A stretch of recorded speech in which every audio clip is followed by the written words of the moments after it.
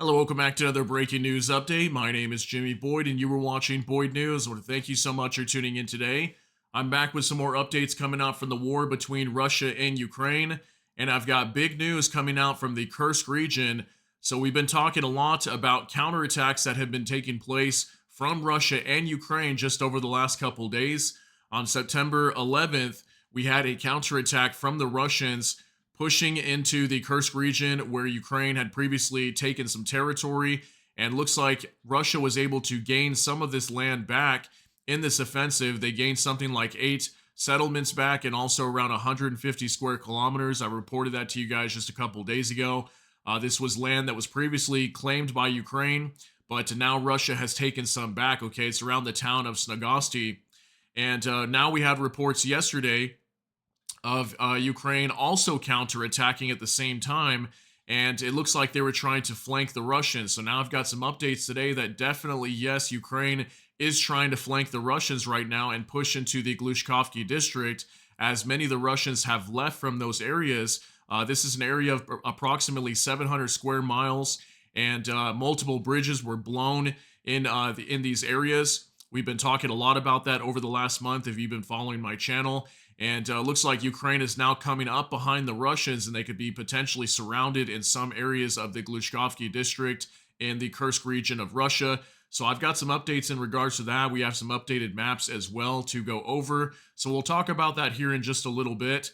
This video that you're watching here on the screen is another prisoner exchange between Russia and Ukraine. What we have reported from United 24 Media was 59 prisoners of war and also civilians. There was a mixture of each of Ukrainians coming back home to their homeland. So it's definitely good news for Ukraine. And this is the result of all those Russian prisoners that have been captured as Ukraine launched their incursion last month into the Kursk region. We reported to you guys that hundreds, potentially upwards of 500 or more Russian soldiers were captured during that incursion when Ukraine pushed into the Kursk region of Russia. And now we're starting to see a lot more Ukrainians coming home. And this is the whole replenishment fund that Vladimir Zelensky has been talking about. This is the result of that right here. So definitely good news for Ukraine today. I'm sure these people are happy to be back with their families. And there also was an exchange of Russian prisoners going over back into Russia as well from Ukraine. So I'm going to go ahead and jump into the news here, guys. We're going to start out here on X, and I've got several things to go over. So let's pop into the news here. First, I want to give you guys an update regarding long-range strikes inside of Russia. We've been discussing this a lot over the last couple of days, so I have a few updates here. So this is from Nexta. British Prime Minister Keir Starmer has said that Ukraine has the right to self-defense, but made it clear that Kyiv will not yet be allowed to use Western missiles to strike deep into Russia. We are not seeking any conflict with Russia. It is not part of our intentions in the slightest, the British Prime Minister commented on Putin's statement that allowing Western missiles to strike Russian territory would mean a direct war between NATO countries and Russia. Now, it's just very interesting, okay? This is Keir Starmer, the Prime Minister of the UK. Okay, if he's coming out and saying that they're not going to allow Ukraine, for right now at least, not to strike inside of Russian territory using, let's say, the British Storm Shadow missiles, then why is he going to Washington? Why is U.S. Secretary of State Antony Blinken, UK Foreign Secretary David Lammy, why are they going to Kyiv? Why are they going around talking about all this stuff if all of a sudden, oh, okay, never mind, we're not going to let Ukraine strike into Russia? So I don't know what's going on here. We keep seeing a lot of flip-flopping around, going back and forth. Who knows what's really going to happen? We could end up hearing by the end of the week that Ukraine's going to be able to do this anyway. But we know, I reported to you guys yesterday that Vladimir Putin came out in an interview, and he basically said that if Ukraine is given the ability and the permission to use these long-range weapons coming from the West, that this will be basically a declaration of war against NATO. So I don't know exactly what's going to happen here, but we're definitely seeing a lot of flip-flopping back and forth. Either Ukraine can do this or they can't do this, so who knows what's going to happen. I've got another report here as well that says the same thing.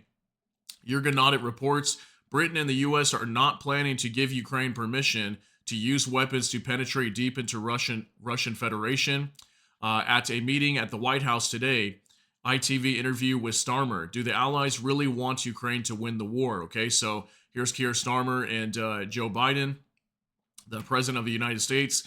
And yeah, so even here, we're hearing some reports that that the U.S. may not give permission for Ukraine to strike inside of Russia. Now, again, take this with a grain of salt. We don't have any official confirmation as of yet. I just wanted to share this with you, but it's really hard to tell which way this is going to go.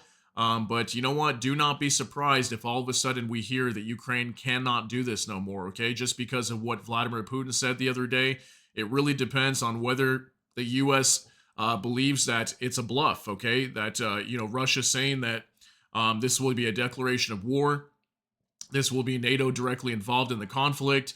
It all depends on what NATO and especially the United States, how they believe and interpret that statement, okay? And if they believe that this is a bluff or whether, Vladimir Putin is actually being serious about this.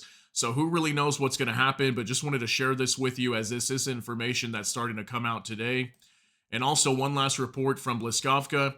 If the West allows Kiev to use long-range weapons deep into Russia, it will fundamentally change relations with these states, said Russian permanent representative to the UN Nebenzia. He added that NATO countries will start a direct war with Russia if they give Kiev the go-ahead to use long-range weapons. Okay, so even the permanent representative to the UN coming out and saying the same thing, that if NATO countries allow Ukraine to use their weapons, their long-range missiles to fly into Russian territory, then this is going to start a direct war between Russia and NATO. Okay, so he's even coming out and reiterating that same claim. So let's move on to our next update, also from United 24 Media. Says we need to survive. President Zelensky on why Ukraine urgently needs permission to use long-range missiles in Russia. So this is a quick clip that came out yesterday. It's 25 seconds of Volodymyr Zelensky walking over here, and a reporter asks him, why do you need long-range weapons? And, what's the reason for this? And take a look at what his response is. President Zelensky, for British TV, what's your message to... What's your United Kingdom for your support, but we are still waiting for your permission. You know about it, I think, something. Why do you need it so badly? We need to survive. So there you go. That's Volodymyr Zelensky being asked, why do you need long-range strikes inside of Russia? And he says we need to survive. He's still waiting for the permission from the UK to allow them to strike inside of Russian territory. So again, who knows if this is coming? We'll have to see. But this was a statement that came from Volodymyr Zelensky today, the president of Ukraine. Now, also, let's move on to the Kursk region now, okay? So this is from the Kiev Independent. Russian counterattack in Kursk Oblast is marginal for now, the Pentagon says. Okay, so this is Pentagon spokesman Patrick Ryder, and he apparently came out and said this in a meeting recently, a conference meeting at the Pentagon with the press. So he basically said that the counteroffensive from the Russians that was launched just 2 days ago on September 11th appears to be marginal. And from what the sources that I'm getting information from, it does appear to be marginal. They have made some gains, taken territory away from Ukraine, but it does appear to be marginal. I want to say they probably took somewhere around maybe 10 to 15% of the land that Ukraine has previously gained. But now also they've opened up a new front trying to flank around Russia. So essentially they're kind of gaining back some of the territory that they've lost just in a separate area of the Kursk region. Okay, so now let's move on to PS01. Russian sources admit that Ukrainians have success and are in the Russian rear of their counterattack. The likely goal is Glushkovo itself. Ukrainians are in Veseloy. I don't know if it's Veseloy, I might be pronouncing that wrong, in the Kursk region. Okay, so we've got this report that says Glushkovsky District, Kursk region. The enemy is actively pressing towards the settlement of Glushkovo. Information is coming in that the enemy, with tank support, has entered the settlement of Vesioloy. The VKS is actively working on the advancing Kokol. The night will be hard for ours. Pray for our warriors. Okay, so what we're hearing here from Russian Telegram channels, they're communicating and saying that Ukraine has pushed in to the Glushkovsky district and taken over a settlement of Vesiloy. I don't know if it's Vesiloy or Vesioloy. It's definitely a harder name to say. Yeah, that's what's coming out here. So this was the original transcript in Russian before it was translated. And then also there's a map here that is extremely difficult to understand. I have a better map to show you guys that you'll be able to see much easier than this one. So we'll move on to our next update here. This is from Tendar. While Russians have retaken Snagosty, Ukrainian forces have breached Russian border defenses further west. Okay, so let's take a look at this map. I think this map is much better, but I'll show you. We'll also use Google Maps as well to kind of, get a broader spectrum of the situation here. So this is where the Russians are kind of pushing into right now. Okay, so here's Snagost. Okay, Snagosty. I like to call it Snagosty because a lot of people have been calling it that. But Kornevo's up here. Okay, so we know the Russians came from Kornevo, pushed south onto Nagosty down here and liberated this. Okay, so they pushed the Ukrainians out of this area right here. Ukraine was also starting to advance west over here this direction. They had taken over the town of Apanasovka, and the Russians also started moving east this way and regained Apanasovka and also smaller settlements in this area just before the blue line or the blue, shaded area begins. So the Russians are a lot in this area right here and also up here near Snagosty. Now, if you notice over here near Vesiloy, or I don't know how I'm going to pronounce it. We'll just call it Vesilo. It's probably easy. Vesilo. Okay, so right here, this is where the Ukrainians pushed into. Okay, they opened up another front pushing into this area as all the Russians were leaving from up here near the Glushkovki district, heading over to Apanasovka and operating in this area over here on the western front of where Ukraine is mostly at, and also over here in Snagosty. Ukraine is flanking them and coming up behind them. So they're pushing into the Glushkovki district right now, and they're really not that far away from the town of Glushkovo, which this is an area that Ukraine is trying to claim. So they're going to effectively pinch off all the Russians that are stuck over here. So the Russians are going to have to fire east over here towards the Ukrainians. And then now they're going to be flanked from behind, and they're essentially going to be surrounded. So the only thing they can really do is head back north, and they're going to have to pull out of this area. So probably Ukraine will flank and take over this area here if they're successful at pushing the Russians back out, because the Russians would have to head north. That's really the only way they can go to get out of there, okay? So this was a much better map to go over that I liked a lot better. So I'll also show you a map here. We'll go over Google Maps in just a moment also. This was another report that came out saying basically the same thing, okay, from Jason J. Smart.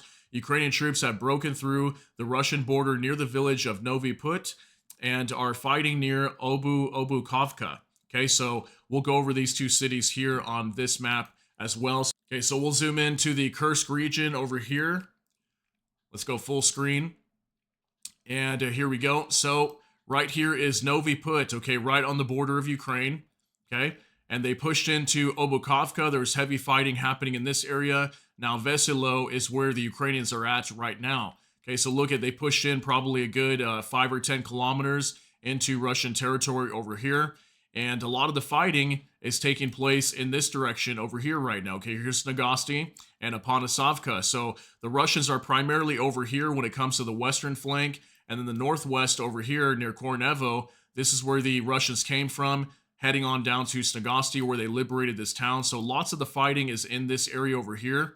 And just to the west, probably about maybe 30, 40 kilometers this way, this is where Ukraine is now opening up another front, pushing into the Glushkovki district. And then this is essentially going to allow Ukraine to push into the Glushkovki district, and it will be, for the most part, uncontested because now the Russians are over here with their counteroffensive. They've moved all their troops, or a large majority of them, from this area where they were primarily at before, and they moved them over here to Apanasovka and Snagosty. So now Ukraine is going to try to liberate these areas, and what we're hearing is they might try to push for Glushkovo over here first. And imagine if they're able to do that, okay, would essentially cut off all the Russians that are over here, and really the only way the Russians can go is north. Then we've also got the same river here running, so they really, unless they have these pontoon bridges where they can escape over, the only way they can really go is back up here near Snagosty, back to Kornevo. Okay, so that's basically what Ukraine is trying to do right now, is flank behind the Russians and cut them off, and then also try to take over this district, okay? So that's what we're seeing happening over here in the Kursk region right now. So now let's talk about the Eastern Front. I've got this quick report coming from Lyman. Okay, Lyman is over in the Donetsk region. It's like on the northern part of the Donetsk region, close to Kramatorsk, a little bit north of Kramatorsk. This is from Grayskull. Pro-Ukrainian channel claims of advances near Lyman. Okay, so there's a picture here. So this is somewhere near Lyman where we had Ukrainians pressing the Russians back and making some gains. And we have been seeing this on the Eastern Front. There's certain parts of the East in the Donetsk region where Ukraine definitely is gaining some territory. So we're kind of seeing a back and forth exchange when it comes to the Donetsk region. Some areas Ukraine is gaining territory, and then some areas they're losing territory. Okay, so that's kind of the latest that I was able to find coming out from the Donetsk region. So let's keep moving here. Now we've got a report from PS01. Fuel trucks exploded near the Marinovka airfield in the Volgograd region. Okay, so Volgograd region is probably somewhere around 400 kilometers, I want to estimate, from the border of Ukraine. Now, we don't know how this explosion happened, but this is near the Marinovka airfield. There was some fuel tanks that exploded over here. Was this a drone attack from Ukraine? It's quite possible, maybe. I didn't hear of any drones flying into Russian territory last night. It's very possible it could have been a drone attack or maybe another sabotage attack. Who knows? Because we have definitely been seeing a lot of this, okay? Fires and explosions all over Russia lately. And this is in the Volgograd region. Somebody was recording this as some fuel tankers exploded. Okay, so let's move on to our next update now. From Bliskovka again, Ukrainian armed forces attacked the temporarily occupied Cherniv district in Zaporizhzhia region, reported local channels. The target was a freight railroad train with fuel tanks. Russian emergency officials reported that 3 fuel tanks were completely burned out. Okay, so even down here in the Zaporizhzhia region, we have Ukrainian armed forces attacking a fuel tanker locomotive here, okay? So this doesn't have any sound, but we can see 3 fuel tanks here were destroyed. They caught on fire and blew up. And we can see the emergency crews over here trying to put out the fires. And, we've seen Ukraine going after all kinds of railroads, okay, especially inside of Russia. But now we're starting to see this happening even in the occupied territories of Ukraine, okay? This is in the Zaporizhzhia region, what we're seeing here, okay? So definitely a major hit to Russia's fuel supply once again. And we've been seeing so much of this lately, just fuel storage tanks being destroyed everywhere inside of the Belgorod region. We just reported that recently. There was a drone attack there, striking some fuel storage facilities. So definitely Ukraine's trying to target as much fuel sites as they can to put pressure on Russia. And also at the same time, they've been targeting their oil depots, okay? So let's keep moving here. Also, we got another fire breaking out in Moscow again. This is from Nexta. A coke and gas plant has caught on fire in the Moscow region. It is located in the town of Vidnoy. The smoke from the fire is already spreading toward the southern districts of Moscow. Local Telegram channels report employees are being evacuated at the plant. Okay, so this is a coke and gas plant. And let's take a look at this video. It's 11 seconds long. Что вы? Нет, конечно, мы сами в шоке были. А ты кто? Может, Лариса? Лариса любила его. Они и ребенка собирались заводить. Да. Что вы? Нет, конечно, мы сами в шоке были. Okay, so we can see a huge fire over here has broken out at this coke and gas plant.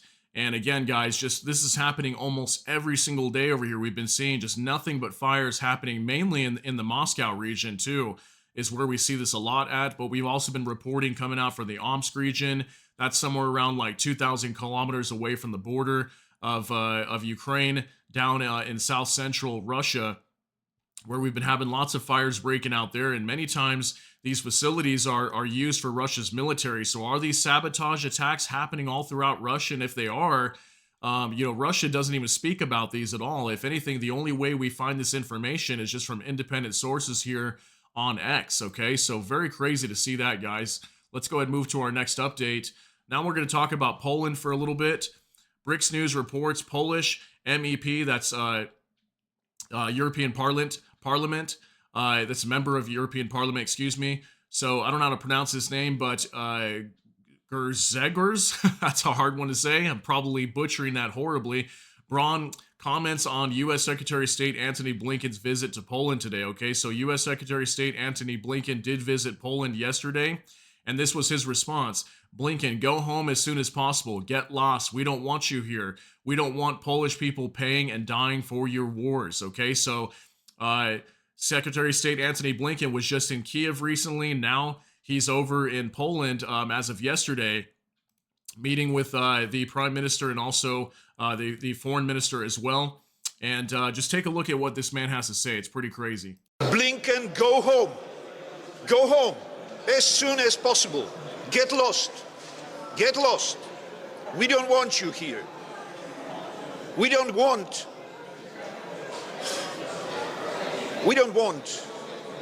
Polish people paying and dying for your wars.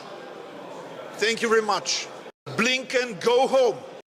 So do you think maybe U.S. Secretary of State Antony Blinken is trying to drum up support in Poland as well to, get these long-range strikes aside of Russia? And maybe this is what he's referring to, is my best guess, that, obviously the U.S. may give permission for Ukraine to strike inside of Russia soon.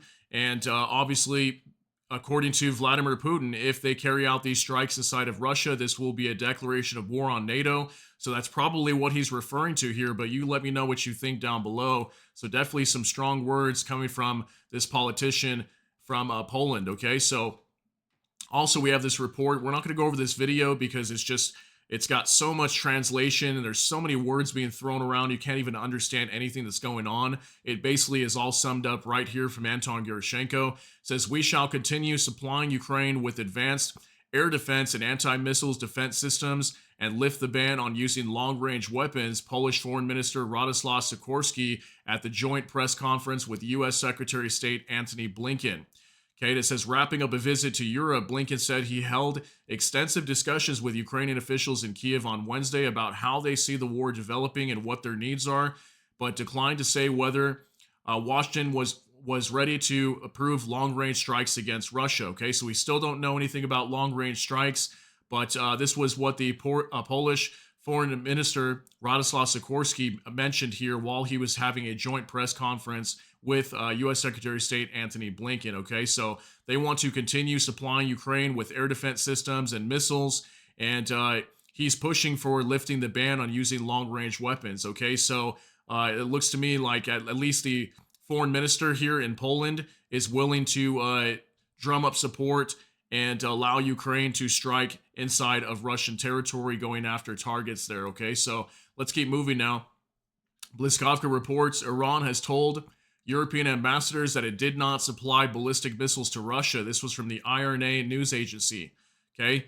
And it says, Tehran has summoned the ambassadors of the UK, France, Germany, and the Netherlands to condemn their destructive statements and actions over allegations of missile transfers to Russia. Iran claims that these statements are unfounded and false, and the country itself supports a peaceful solution to the war in Ukraine.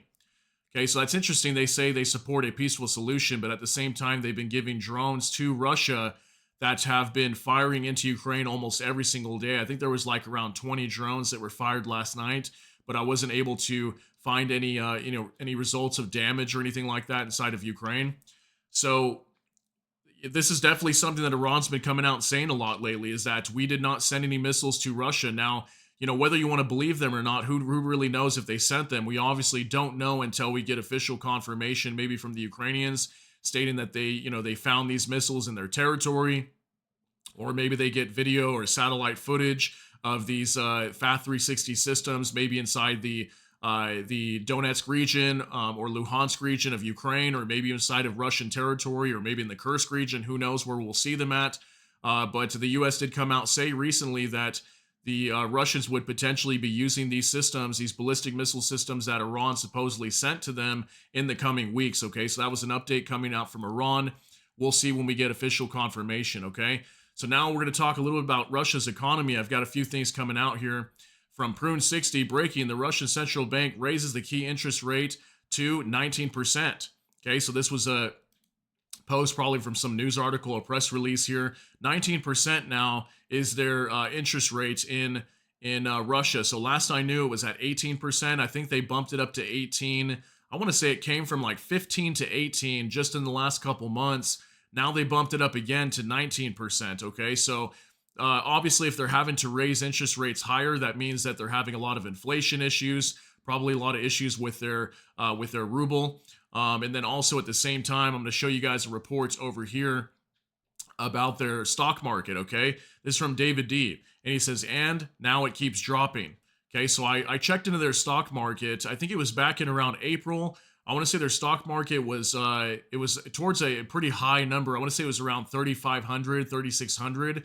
Now it's dropped down to all the way around 25 to 2,600 just over the last few months. So definitely their stock market has been dropping for quite a while now. Last I checked on the ruble, it's been pretty much falling for well over a year now. Definitely, this has got to be doing something to Russia's economy. I'm sure the stock market probably doesn't have so much of an effect on Russia's economy. Maybe it does to an extent, but we haven't seen any major damage. But just the fact that over here, that they're raising their interest rates again is definitely a sign that their economy is struggling, okay? And then obviously what we're seeing in the United States, we're about to see the complete opposite soon. I believe just in a few days, the Federal Reserve is supposed to be cutting interest rates in the United States. There's lots of talk about recession and whether the Fed made mistakes in the United States, and obviously that's a completely different story, but we're seeing an opposite reaction here in the United States compared to Russia, okay? Russia's raising interest rates, we're dropping them in the United States. So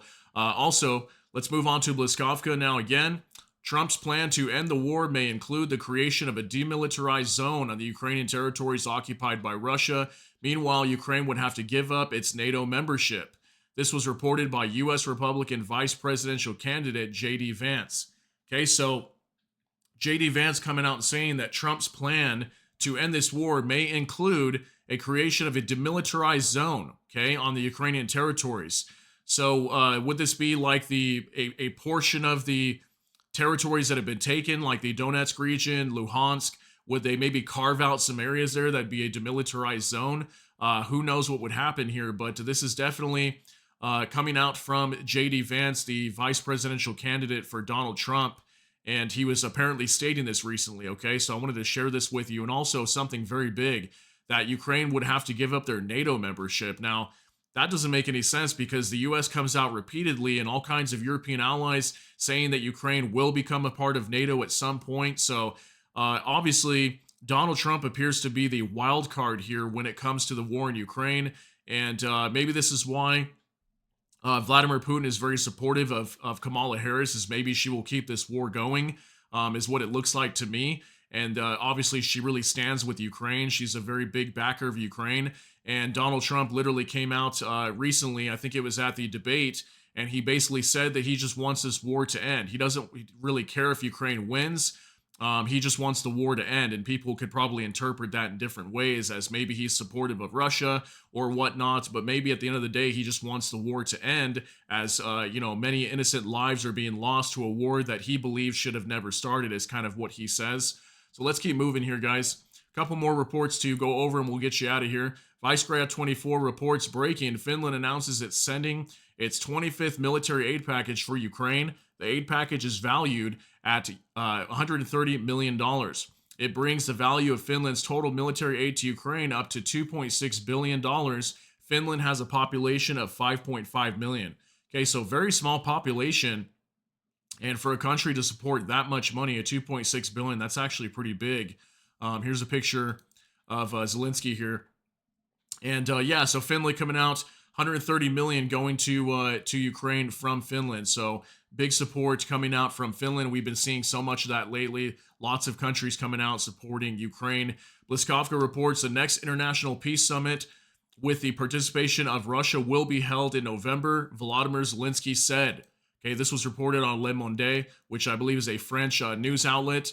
And apparently we're going to be seeing in November a peace summit, and he's saying that Russia will participate. Will it be Vladimir Putin, the president of Russia, being there? Probably not. It'll probably be a delegation of Russia that will be sent to meet with Ukraine, and we'll see what happens here, okay? I'm very curious to see what's going to happen by November, and it's very strange. Why does Ukraine need to strike inside of Russia if they plan to just, get some sort of peace deal and end this war? Obviously, there's all kinds of mixed signals being thrown around here. Does Ukraine want to continue this war? Do they not want to continue it? Does Russia want to end this war? Do they not want to, end the war? It's very strange what we're seeing. It is a very back and forth thing, but what's being reported is we're going to see a peace summit being held very soon in November. Okay, so also from Jürgen Nodit, the West does not help us shoot down Russian missiles. So far, only Belarus is helping, says Volodymyr Zelensky. I don't know why. When I saw this morning, I just started busting up laughing. I think it's just kind of comical. You know, Zelensky can definitely be a character at sometimes. And he's got a point here, right? Obviously, Belarus has literally been the only country, aside from maybe Romania, maybe, because I want to say we had some reports coming out a couple months back that supposedly Romania was shooting down some drones. But it really wasn't even widely reported. Who knows what really happened there? But for the most part, yeah, Belarus is definitely helping Ukraine shoot down Russian drones. I mean, there's been so many times Russian drones are flying through Belarus, and the Belarusian military has to shoot down these Russian drones entering their airspace, as these drones should not be passing through there. But then at the same time, we've seen literal drone attacks coming from Belarus onto Ukraine. So I just thought that was kind of funny. I wanted to share that with you guys, coming out from Volodymyr Zelensky. Now, also, one last thing I want to share with you. Now, I know we show a lot of Ukrainian content. That's what a lot of the information that comes out all over X. But this is coming from Russia's side, okay, from Che Baus. The Chechen general is overseeing Russia's Kursk operation, says it's difficult to take Ukrainian prisoners, not because the Russians won't take prisoners, but because the Ukrainians shoot their own if they try to surrender. So this is Abdi Aladin. He is the commander of the Chechen Akhmat Special Forces, operating in the Kursk region against Ukraine, fighting alongside Russia right now. And he came out recently reporting this, that basically what he's saying is they tried to take Ukrainian prisoners, but the Ukrainians are shooting their own if they see that any of their fellow soldiers are trying to surrender to Russia. They're shooting them and basically, you know, taking out their own troops. So I thought this was a very interesting interview. So just go ahead and take a look at what he has to say for a minute, and we'll talk about it after. Сколько за Курскую операцию, с момента, вот, когда все это началось на этом направлении, ваши ребята взяли пленных? Ну, давайте я вам объясню саму суть взятия в плен. Само взять в плен – это не самое страшное. Самое тяжелое – это вывести этих пленных с передовой. Потому что украинские формирования делают все для того, чтобы мы не могли пленных довести до нашего нуля, тыла. Я уже заметил, что даже украинские формирования, наверное, не так сильно бывают заняты уничтожением своего противника, то бишь нас, как уничтожением своих бойцов, которые вздумали сдаться в плен. Вот это у них очень больная тема. И много они уже положили своих? Вот я скажу, если мы на данный момент можем сказать, что у нас есть, скажем, десятки пленных, взятых на этом направлении, то убитых их же сотоварищами, для того, чтобы они не выведены были сюда, их, наверное, уже сотни. Да. Если мы берем в плен, то примерно из 5-7 человек нам удается дотащить до непосредственно наших тыловых позиций, там примерно 1-2. Остальных противник применяет все, что у него есть, для того, чтобы их убить. Поэтому задача вытащить оттуда пленного, она тоже очень непростая. Наши ребята выводят их оттуда, рискуя зачастую своими жизнями. All right, very interesting nonetheless, right? Him coming out and saying that the Ukrainians are basically executing their own men if they try to surrender to the Russians. Now, I thought this was a very interesting interview. Now, we don't know the full truth to this. Is he telling the truth? Is he lying? Is he making up the story? Who really knows? Obviously, you know, if Ukrainians are being taken captive by the Russians, maybe there is a chance that they don't want them to be taken prisoner, okay? Maybe they're telling their troops that nobody's allowed to surrender. Who really knows what's happening? I mean, Ukraine is definitely in a dire situation right now. You know, they're obviously fighting for the survival of their country. And then in the Kursk region, it's obviously a very important operation, okay? It can't fail, basically. If it does fail, it'll look really bad on Ukraine. So I just wanted to share that with you guys to let you know what's coming out from the Russian side as well. But yeah, obviously lots of big news coming out today that I thought I'd share with you guys.